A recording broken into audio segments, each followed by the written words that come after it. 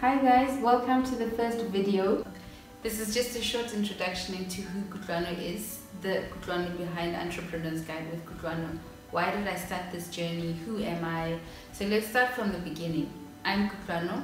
I have a master's in science. I'm a geneticist by training, and I have also worked at a law firm as a candidate attorney in the intellectual property department.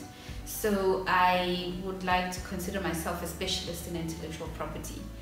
I have also done an MBA through the Gordon Institute of Business Science, and that has given me a lot of perspective into how businesses work and given me different ideas into how I can run a business and how I can start a business, which I have done. I've started a company after my MBA called Washesha. It's an online grocery store, and we sell anything you can think of, from a toothbrush to maize meal to meat. The reason why I started doing this YouTube channel is that as an entrepreneur, I found that this journey is so difficult and it is a lonely one. So you can get excited about becoming an entrepreneur. What I can tell you is that it is not easy, and be prepared to fail and learn and try again. And if you're not prepared to do that, don't become an entrepreneur. And also have people that you can talk to, because at times it can feel like you're going crazy. But yes, the purpose of this channel is to hash out some of those problems that I faced as an entrepreneur. Also, just to figure out where this journey is going to take me, and I hope to learn with you guys along the way. And yeah, hopefully we can build big, successful businesses. So as discussed in the intro, today I'm going to be showing you how to register your own company on the CIPC website. The CIPC is the Companies and Intellectual Property Commission. So what you do is you just type in CIPC on the Google search window, press enter, and then it will take you to the CIPC website. And once you're there, when you go to the page, at the bottom left of the page, you'll see there's a block with a link that says register your company. So you click on that, and then once you're there, you're going to find that on your left there are a couple of links where you can either go directly on the link and register your company, or if you haven't registered as a customer, a good place to start would be the link that says register as a customer. So there you're going to create your username, your password, and then you'll have a profile on the CIPC website. Once you've done that, then you can register your company. At this point in time, it will probably be a Pty Limited. So you click on the link that says register company, and then it will take you to a page or a tab that explains step by step what you should do to register your company. So there's a possibility for you to register your company off the bat without even having a company name in mind. So if you want to do that, you can click on the link that says register your company, and then it's going to give you an option to use their standard memorandum of incorporation, which you need. This is so that you and your fellow directors actually have direction in terms of how to run the company and duties and so forth. So they provide that for you. Or if you have your own memorandum of incorporation, you can simply just include it with the documents that you're going to scan to the CIPC and send to them. On the other hand, if you do have a name for the company, what you do after registering a profile on the CIPC website is you reserve a name. So all of these things are actually written down step by step, and the website explains it in granular detail. You will not get lost. The point of this video is to just show you that it's so easy to register a company. It's the first step that you should take as soon as you decide that you want to go into business alone or become an entrepreneur. So to register the company name, you simply just follow the link where it shows you reserve a name. You can think of possibly 3 or 4 names that you want to name your company in case your first choice or your second choice or your third choices aren't available. So think of a few names and then reserve those. And then once you've reserved your company name, then you can proceed and register your company using that name. And this process of registering a company, including the name reservation, shouldn't take more than a week. It is that simple. Alternatively, what you can do is actually go into a bank, say FNB for instance, register a company there. The best thing about this option is that they also give you a tax number. So yes, FNB can help you with that, and don't take it for granted that you need to get a tax number, because you'll see in the video that I'll be doing on compliance, there are quite a lot of things that your company needs to get right in order to be compliant with some regulations. You'll need to get a tax number from SARS. You may or may not need VAT. You may need UIF.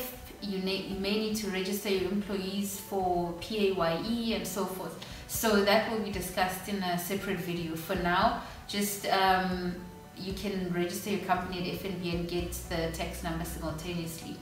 Also, when you do register your company, you are going to be required to pay the fees that they need. I think it's around 250 to register a company. You will also be required to pay separately to reserve your name, your company name. That is also possible to do electronically. All you have to do is pay or deposit money into the CIPC bank account, and then you'll have your own account there where when you transact, you'll see that when you check your balance, the money is deducted accordingly for name reservation, for company registration. And once you've done that, you'll see that there's a list of documents that the CIPC is going to require before they finally register your company. You'll need to send in your ID documents. If you have fellow directors in the company, it's your ID documents plus the fellow directors and other documentation that they need, which is all documented on the website, by the way. So yes, as a first step, registering your company, simple. Just go to the CIPC website, follow the instructions. In fact, I've just also shown you these screenshots so that you can see where exactly to go, but you can find it yourself easily. The next episode then will be drafting a business plan. This might take a bit longer, and it will differ from industry to industry depending on which industry your company falls in, but there are some basics that are the same and are present in every business plan, and we'll be discussing those. So tune in and don't forget to subscribe. Guys, I need to emphasize that you need to read what the Standard Memorandum of Incorporation says, because in there, the duties that you as a director will have to fulfill. For instance, if you use the standard one that's provided by the CIPC, it says that you need to appoint an auditor. Whereas if you customize your own Memorandum of Incorporation, you may remove that requirement for an auditor, especially for a small business. You don't necessarily have that kind of money to be appointing an auditor. I would advise though that you do your bookkeeping and you are well aware of what your business is bringing in and what you are taking out in terms of expenses. But that's to be discussed in another video. And the other thing, on a last note, it's you don't have to register a company if that's not what, if it's not how you would like to operate. You could always carry on as a sole proprietor, like for instance Tony's Fish and Chips. The company is just tied to Tony as a personality, and you will run it like a typical mom and pop store without all the frills of having to file annual returns with SARS or with CIPC, for instance. So only register a company if it's required, if it's a necessary vehicle for you to carry out your business. So really consider what it is to open a company, the responsibilities that you're going to have when you open the company. Are you prepared to do it, or can you operate without registering a company? Okay, so when you pick your name, bear in mind that you won't be able to name it something that is ludicrous or that the CIPC or regulation considers to be against societal mores. For instance, you can't name your company Penis or something ridiculous like that. So it does have to be unique, but don't go overboard. It has to meet standard regulations in order for it to be approved. Another important thing to remember is that a company name is not synonymous to a trademark. So a trademark is different. That's something you have to register separately. So after registering your company, if you already know the logo that you want to go with, then you can register for a trademark. A trademark forms part of intellectual property, and that's going to be explained in another segment in terms of what is intellectual property. But yes, registering a trademark is a good place to start, because you don't want to be using your logo only to find out that it belongs to another company that sells shoes, for instance, and you're selling food. So you need to protect that trademark so that when people see it, they know that, oh my goodness, yes, I know this person. They provide the best scones in Johannesburg. So what is a trademark? Coca-Cola is a famous trademark. If they just show you a cap with Coca-Cola, you know already what's good they're providing, and that's cold drinks. And if you see a MacBook or an Apple logo, then you know already that they are providing you with phones, they're providing you with laptops, etc. So your trademark is what is going to help people to associate your service or product with your company. So it is very important, because it also goes down to reputation.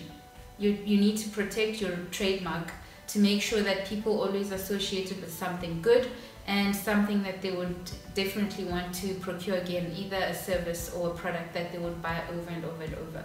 So that's another important thing. Remember, if you have any questions, leave it in the comment section, we'll answer it. And please give us suggestions in terms of what content you'd like to see. Also, do visit the Washesha website. You can find us on social media, Facebook, Instagram, Twitter, and subscribe to the channel and get more content on how to run your business.